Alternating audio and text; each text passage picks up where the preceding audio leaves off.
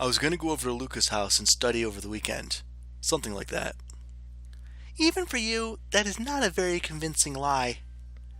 Psychic. But I did make up that on the spot.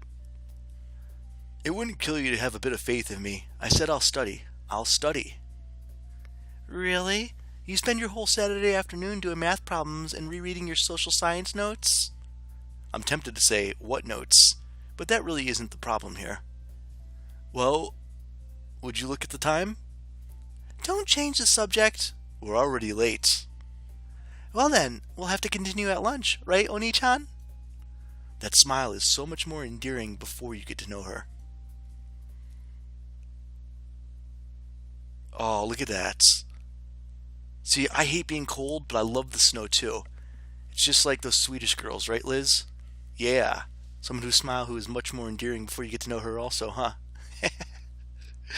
Anyways, Mark made it. I leap past the front door and the clock strikes 8 o'clock, inhaling a lungful of December air.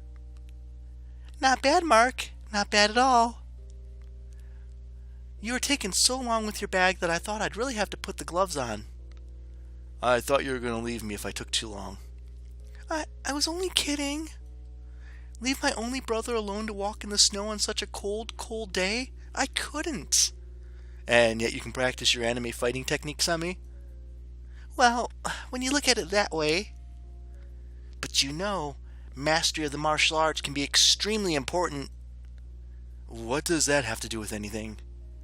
It's really important, really. Yeah, I know. Self-defense and all that. No, it's not just self-defense. It's an extra weapon in your arsenal. What? Okay, picture this.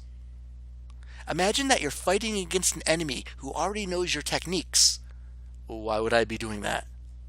Because the person challenged you. Because he kidnapped the princess. Use your imagination. But what if the princess is in another Then you just have to go look for her. Ouch. Anyway, let's say you end up in combat with someone who knows that you're good with long-ranged weapons like a crossbow. They already know your weakness. All they have to do is dash forward and fight at a closer range. The archer won't be able to act fast enough, and the attacker will have the advantage. But what if you're using a mid-ranged weapon like a lance? A lance? That's easy. A well-trained warrior would be proficient in both bows and axes. And everyone knows that axe beats the lance. True, but then couldn't you just learn magic and attack from a distance? Yes, but what if your enemy knows that you're a magician? A skilled axe wielder would eliminate you with a single strike, no critical necessary. Every magician needs an ace up his sleeve. And that ace is martial arts? That's one option. You see, magicians draw their power internally, not externally.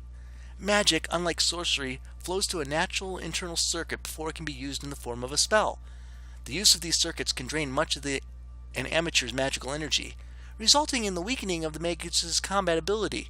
In this scenario, even a trained mage would be susceptible to the attacks of an ordinary human. More so if said human is skilled in hand-to-hand combat, though it's an unlikely scenario. It would be prudent for a magus to... Enough with the info dumps. Fine, I don't need you.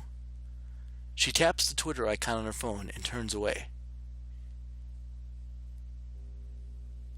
Okay, I may have been a bit hard on her back there, but this isn't a bad outcome either. You'd think that the streets would be a bit more busy in the morning, but no one ever passes by here. It's hard to get used to if you're from the city, but I've lived in the suburbs my whole life, and I like the peace and quiet. It's nice. Lets your mind wander. What? Let your mind wander to things that you'd rather avoid.